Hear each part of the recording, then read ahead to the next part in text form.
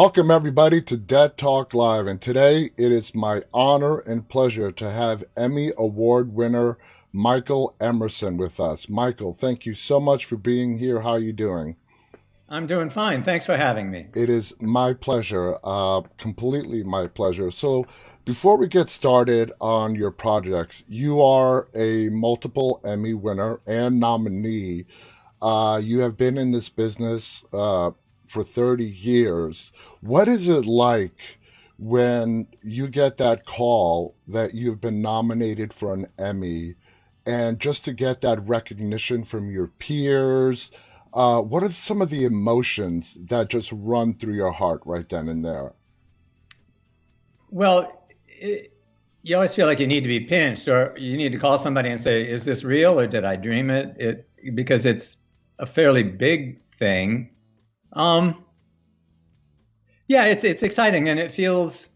I'm sure everybody says this. It feels like some validation, Yeah, you've arrived. You can actually tell people that you're a working actor exactly, and not have exactly. them doubt you. Yeah, yeah. And that's, I think, is more than the award itself, just getting that recognition from the industry and from your peers. If I was to put, me in your shoes, I'm never going to win an Emmy, but I'm saying I just can imagine just the exhilaration that must feel. Now, your first Emmy win came in 97 from The Practice and then Lost. Would you say Lost is the show that was like the biggest break in your career? Yeah. I mean in some sense all the roles I've ever played on TV grow out of the serial killer I played on The Practice. Yeah, But and I think I got lost because of that performance, but it there was a long gap in between. yeah. So, I had gone back to the theater and sort of stopped thinking about TV. When I got the call to do Lost, to do a 3 episode arc as a guest player, I had no idea fortunately, because I might have got really nervous if I'd have thought, that the rest of my career was, on the line here. So you But had, it kept me around, and it was thrilling. Really, a character actor's dream, mhm. to go in and do a little bit and make yourself indispensable somehow. So you, So yes, oh, Lost is, I guess, the foundation of it's why people know me, and it certainly has opened the door to the rest of the work I've done. now, so you had no idea when you came on to Lost that you would be there for like 79 episodes. No, no, it was supposed to be 3, and then it turned into 6, and then pretty soon you know, they weren't letting me go home, and I hadn't brought enough clothes to stay there that long, so Hi, it was kind of surprising. looking back at the character of Ben that you played in Lost, did you grow an attachment to that character, having played it for like what, 5, 6 seasons, 79 episodes? Did you feel as time went on, the writers started writing around your personality and the character of Ben, became a part of you? Yeah, all of that is true. I mean, you can't help. I mean, when you play a character for 5 years, you become the authority of that character, and the work of it becomes really second nature to you. You stop having to even think about character or what does this character do. It Hmm. becomes more like what would I do, meaning Exactly. me, Ben Linus, Yeah, yeah. and in a way it becomes quite easy, and you can relax into the work and spend more time uh, playing with it and less time just trying to conquer the thing. Yeah, yeah. Now, Lost, I would say, was is one of the top shows in the last 20 years. I mean, it was just a phenomenon. It took TV by storm. Uh, it was just a huge hit.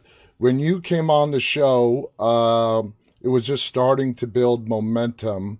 Did you know when you came onto the show that this thing, is has the possibility of becoming what it ultimately did become, and it became part of pop culture back then, and kind of still is today. I knew it was a hot show because my wife was addicted. I wasn't watching it quite as much as she was. So she was even more excited than I was when I got offered the job because I mean she just couldn't wait to see me in that world. I bet she must have And, been. and then of course she ended up being in that world because she played strangely Yeah. my mother Mm-hmm. in some flashbacks. Yeah, that is a little bit weird. All right, let's move on to Evil. Now, that's the show that you are currently on. I love it. I'm a huge Evil fan, and I'm trying to think of what makes Evil so special, and I love the writing, first of all. The acting is phenomenal. It's not like you're straight up, it's not a dark show, okay? Even though it deals with exorcisms and demons and whatnot, the way the writers portray it, and this goes, to give props to the writers, directors, and the producers, and of course the cast, it comes across as great character storytelling with the element of demons and evil in the world. When you Yeah. first got the script to Evil and you auditioned, what were your thoughts on your character in particular, Leland Townsend? Well, I knew the show had a great pedigree because the Kings know what they're doing, and I know they write for grown-ups and they write for grown-up actors, and I'm one who tries to follow good writing. Yeah, That's how I make that's how I choose what to work on. There wasn't that much Leland Townsend in the pilot, but I could yeah. tell how he was how he was being positioned and that he would be the force of chaos or mischief. He would be the adversary, a dangerous one and one that's hard to put your finger on. I liked all of that, a sense of mystery, like what is he doing? What is he even? Is he human? Is he a Exactly. demon? Is he, And all that of that is good. It's just a lot of questions, and I like working in that environment. Yeah, yeah. And today, even to the latest episode, we still have questions. What exactly is Leland? We have gotten some hints throughout the show, but we don't know if you're telling the truth. That when you were a teenager, you were bored and you summoned the devil. Yeah, Because years of praying to God, you never got answered, but as soon as you sold your soul to the devil, everything was granted to you. But is he telling the truth? And we've also seen the vulnerability of Leland Townsend. yeah, Kirsten has a way of getting under his skin, and she knows exactly which buttons to push to get under his skin. While David, played by Mike, who's brilliant as well, is just frustrated with Leland. So he's a yeah. very multifaceted, complicated character. Do you attribute that all to the writing? How much of that is you? How much of that is your take on the character that you injected into Leland? And how much of it is the writers? Well, it's good on the page to start with. So I have a lot to work with, and it's relaxing because I don't have to spend any time trying to improve the writing.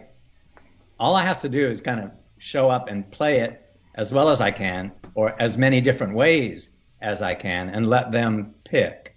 But they seem happy with Leland being both frightening and puzzling, but with him being kind of funny and occasionally a real wimp.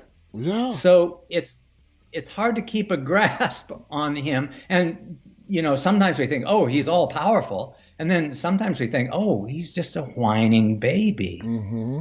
So he's someone that has gotten hold of some power, and I don't think he fully knows how to use it.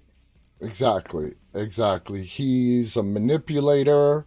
He knows how to play people, but I would say he is a little bit thin skinned. Would you agree with that? Yes, he is. Yeah, he's insecure. Yeah, yeah. He's he, he's more than a little insecure. Now, the conversations that we see you having with what we are led to believe is the devil himself, which is portrayed as a talking goat. Uh, how do you feel about that? When you read that, you're like, wow, this is really odd. Or did you like, you know what, this is going to work. This is going to flow nicely. Well, I thought it was very interesting on the page, and I thought, how exactly are they going are they going to do this?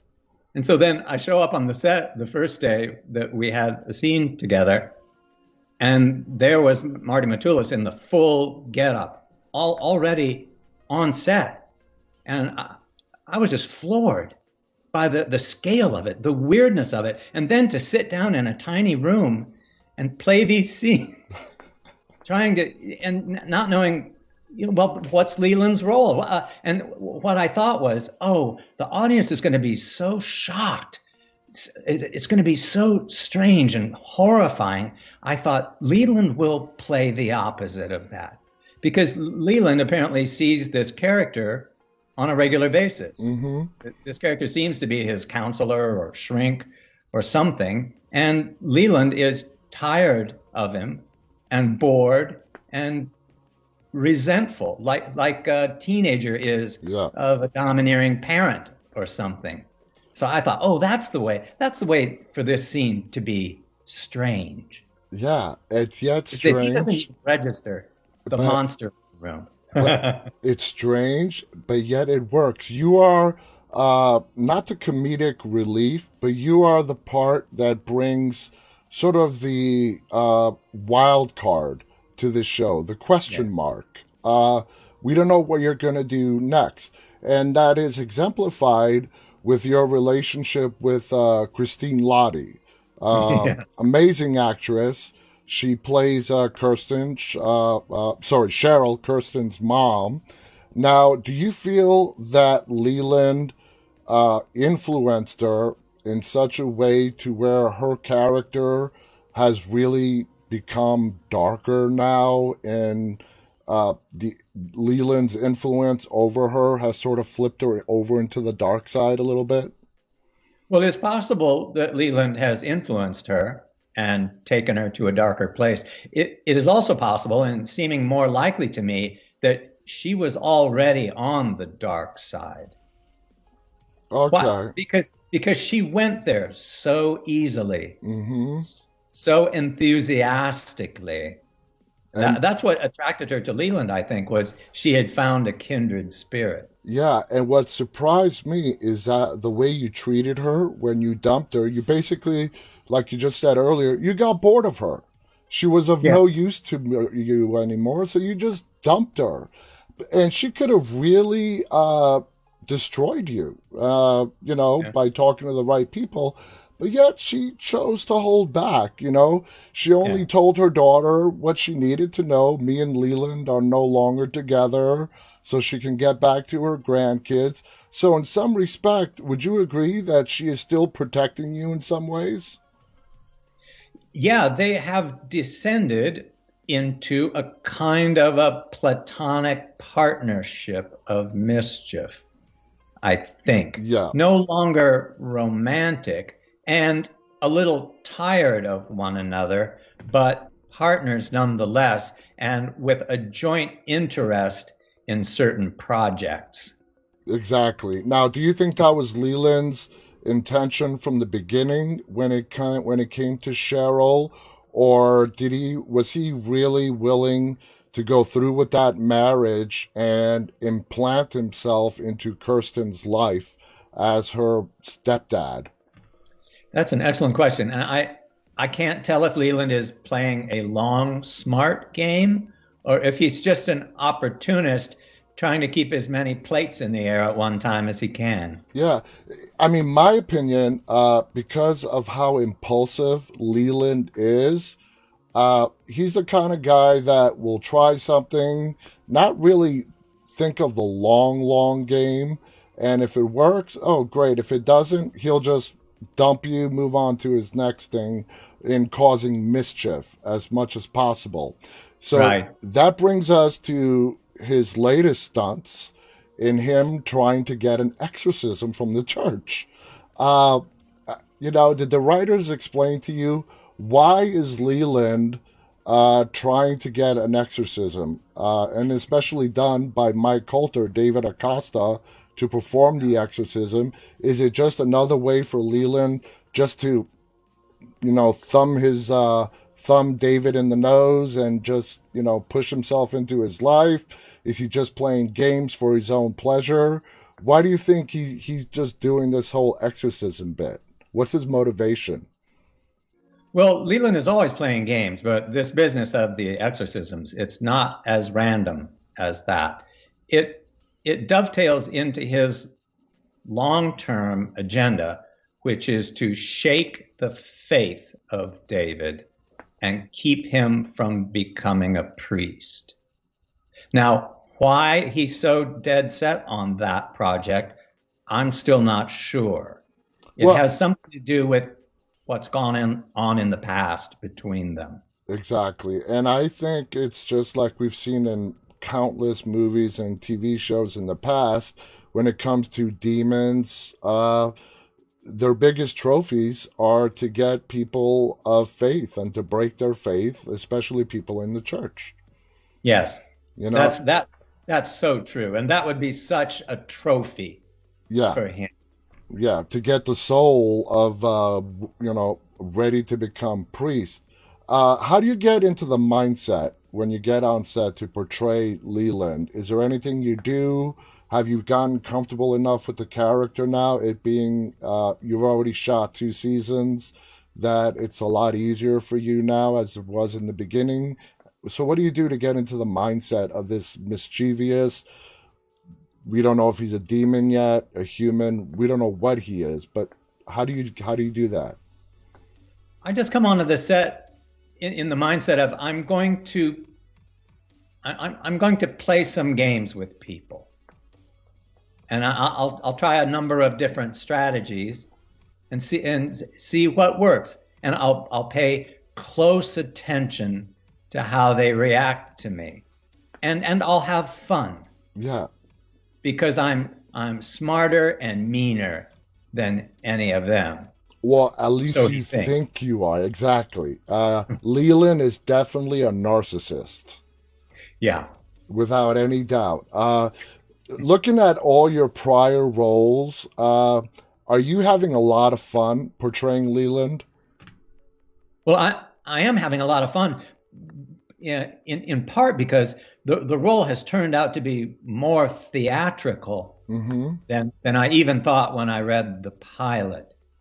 I have a lot to do, and he does a lot of play acting and pretending and teasing and misdirecting people, and all of those are fun strategies, and they can be played fairly broadly. Uh huh. And it's fun to see how much how much he can get away with. Not just within the narrative of the show, but how much can I get away with as an actor before the audience says, no, no, it's too much, it's too much. Does your theatrical background really help you with playing this character? Oh my God, yes. This is the this is the one, maybe more than any other one that I've played on TV. This is the one where I feel many days I feel like, oh, I'm back on stage. This But is, it's like serving a grisly dinner to Cheryl. That's all about, juggling the plates and the swinging door and doing the dialogue at the same time. It's like keeping track of 15 things at once. That's so often what you're doing in a stage play. So yeah, it's as much fun and as satisfying to execute now as it used to be to be on Broadway, say. awesome. Now, as Leland's character continues to progress, is there anything that the writers would throw your way that would surprise you? I mean, I think Leland, there is a slight chance that we might see some kind of redemption arc and him flipping towards the light, for lack of a better term? Or do you like that idea, or do you think that would just mess up the whole character? No, I'm willing to go wherever the writer's room wants to go. And it is true that in the second season, we've begun to see the cracks in his armor. He seems a little more vulnerable. And I sometimes think if he had a really formidable enemy from the dark side that threatened his very existence, Yes, where would he go for allies? exactly. But see, but then he would be the boy who cried wolf, because he keeps going to David saying he needs his help. They're after him or something like that. But often, he's winking while he does it. So I don't know. Or eating popcorn at church. At church. Now, comparing Leland to Ben from Lost, Ben was another complicated character, not really horrible, not the best person, flipped back and forth. Are there any similarities in your mind between Ben and Leland? Sure. They are both game players. They're both working, they both have projects, complex projects that they're trying to push forward, and they're good liars. All of those things are in common. They have different hearts, though. Leland is an antic character.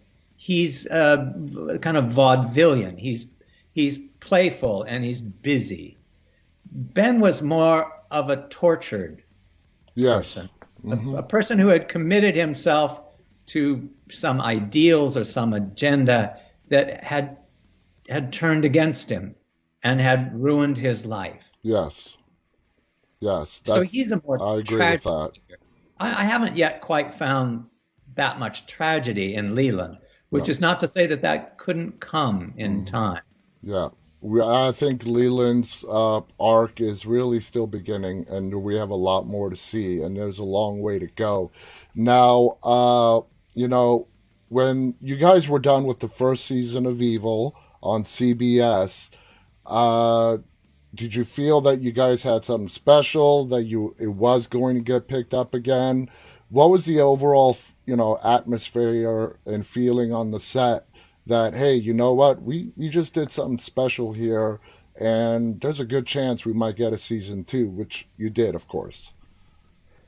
The response had been very good. I don't these days I don't really know what the numbers mean anymore. No, it's But changed. Yeah. I thought we had a following, and I thought critical response was good, and the response I was seeing online seemed good. I knew that it had the makings of a show that would attract, a passionate following, Hmm. maybe in some of the same ways that Lost did, because it had mysteries, it had a mystery of the week, it had a formula, kind of like the X-Files in a way, Yeah. a show that I adored. Which you were And also on, I believe, in one episode. I was in the next to the last episode ever filmed That's awesome. of X-Files. That is so awesome. Now, it went from CBS to Paramount Plus, which Yeah. some people might think that's a demotion. It's not. In these days, that's a promotion, because we're seeing all the networks are taking their big hit shows and they're moving them to their on-demand streaming services, because that's where everything has been heading, and it's the future of television. Uh, what was the cast reaction that, you guys were moving from CBS, I believe, every Thursday night and heading on over to Paramount Plus? I think at first none of us knew quite what to make of it. We didn't know what was at stake. We didn't know what the overall plan was. I think we've warmed up to it Mm-hmm. quite a bit. When we see, I know some viewers don't want to pay for another streaming service, but I think they will eventually. And I think it's an investment in the future for CBS because that's where it's going to be Yeah. is streaming. And And see, oh, go on. Sorry. it also makes the production of the show maybe more appropriate to the material. We'll do a slightly shorter season, but it will be there. We are now allowed to be a little more violent, a little more And profane, curse. a little sexier, Yeah. Use and foul all of that. language. I think that's the right feeling for the show and for its core audience. Exactly. Because when you go from network television over to a streaming, you don't have that FCC hovering over you as much as they would on CBS. And Yeah. CBS in particular has taken all of its hit shows and moved them to Paramount Plus. And I totally agree with you. Has the pace of filming changed in season two because it's on Paramount compared to what it was in season one when it was on CBS? No, because we had completed season two before they made that change, Oh, before they made okay. that announcement. Okay. So when we begin filming again on season three in November, then we may see a different feeling. But it's the same production team, and CBS is still the Yeah. maker Yeah. of the show. So I don't expect it to feel much different. Now, does it, as an actor, do you feel like what you just mentioned, the liberation of being more sexier, using foul language, and not have to cut things back for network television? As an actor, do you feel like some of the shackles have been released?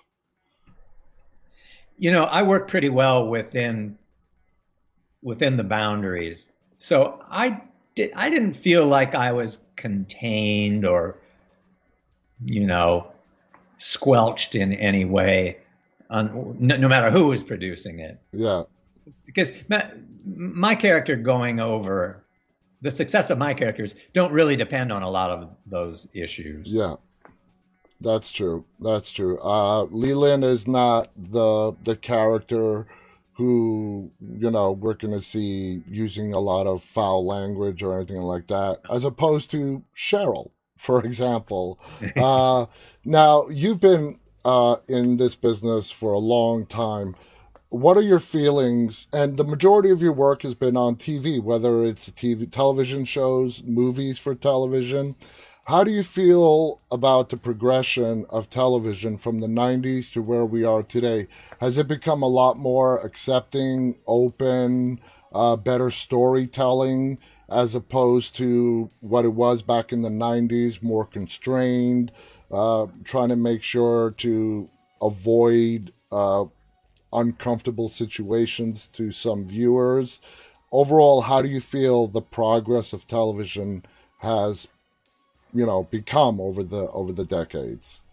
Well, apart from there just plain being way more work of all sorts, so many more platforms and networks and streamers and stuff, I think that the industry has matured and it has become more sophisticated. I think because the movies are no longer making as much material for grown-ups Yeah.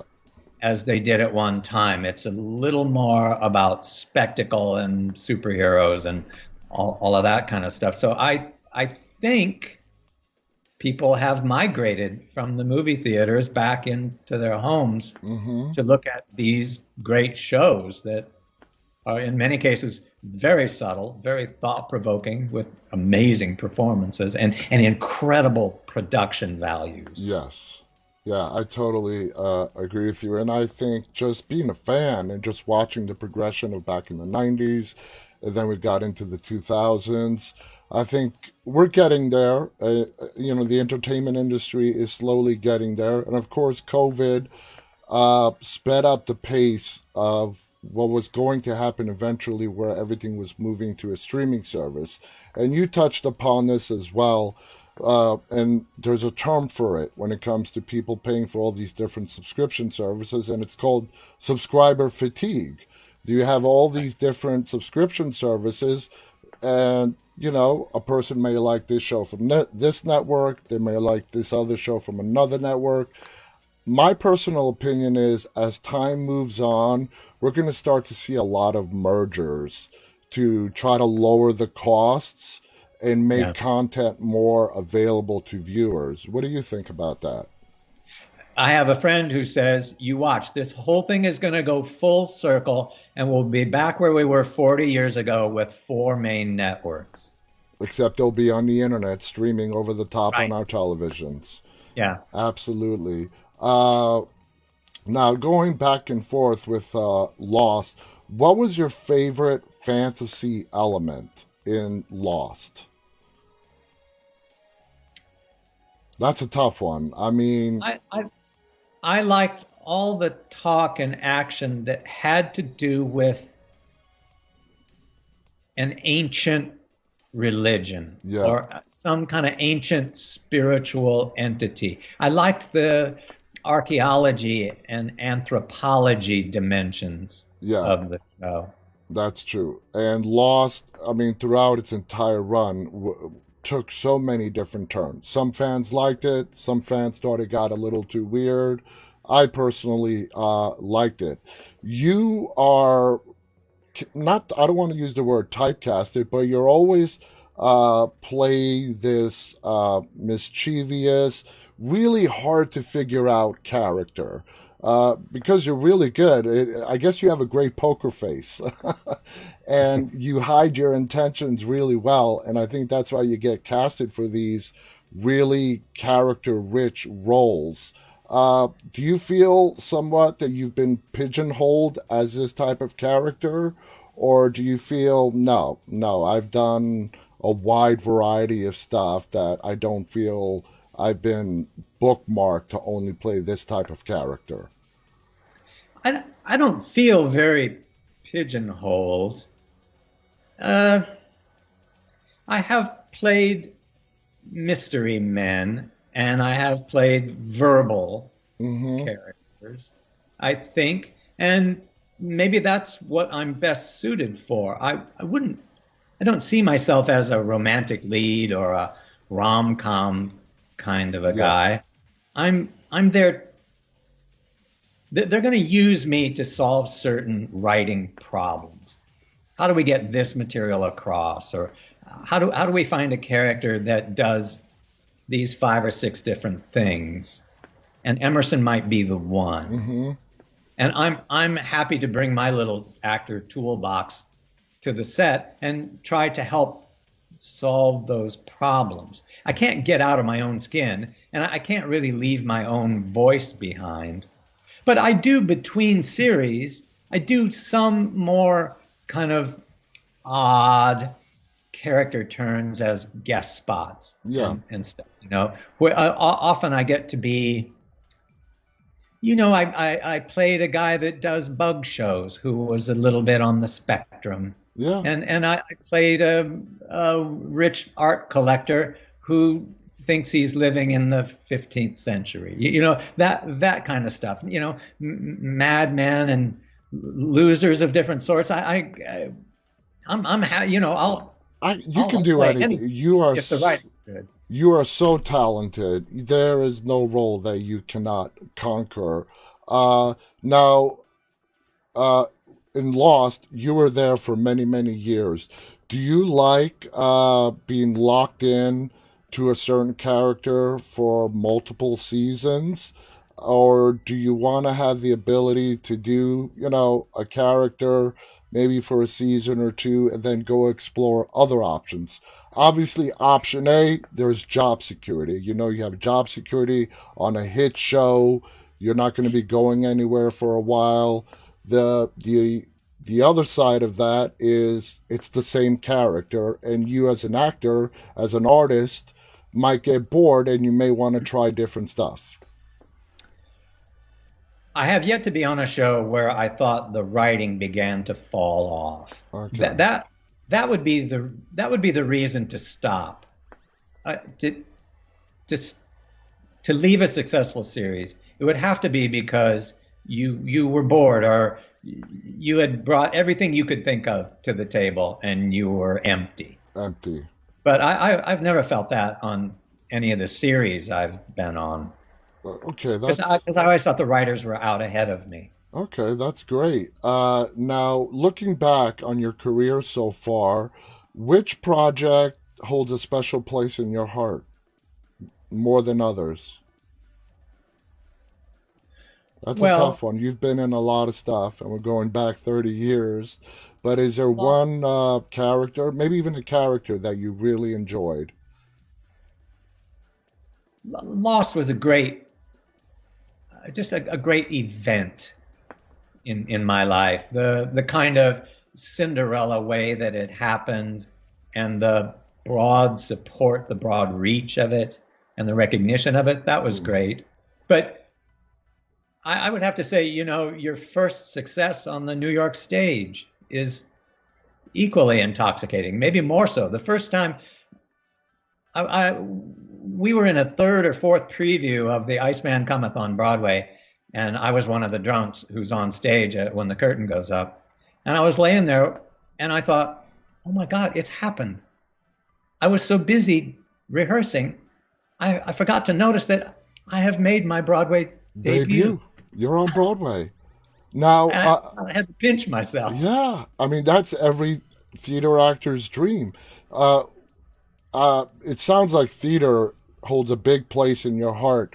Would you go back and do a Broadway show if asked again? It would depend on the role and stuff. I haven't as much appetite for it as I once did, and as I thought I would always.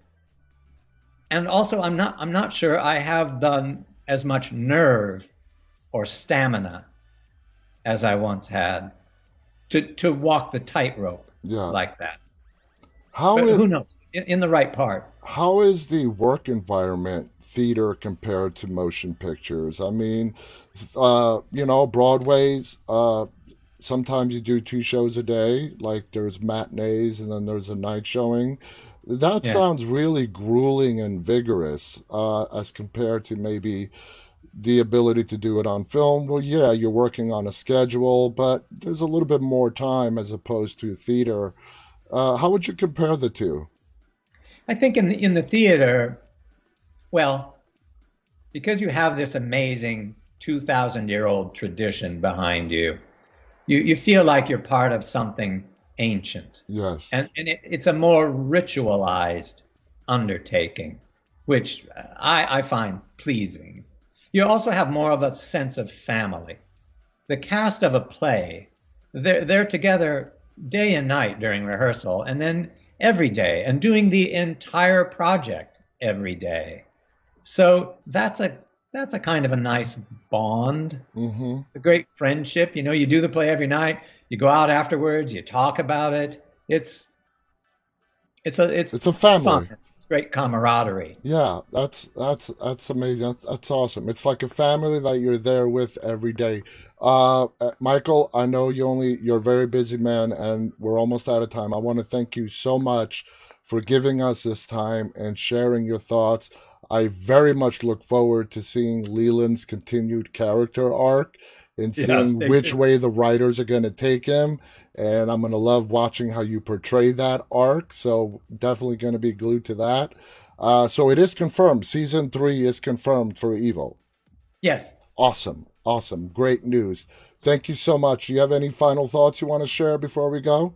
No, I just want to thank you for having me. It was a nice conversation. It was. It was an absolute pleasure and an honor talking to you. Thank you so much. I want to thank all of our viewers for tuning in this afternoon. I want to thank Michael on behalf of Michael and myself. Stay safe, guys. Till tomorrow, stay walking. Bye bye.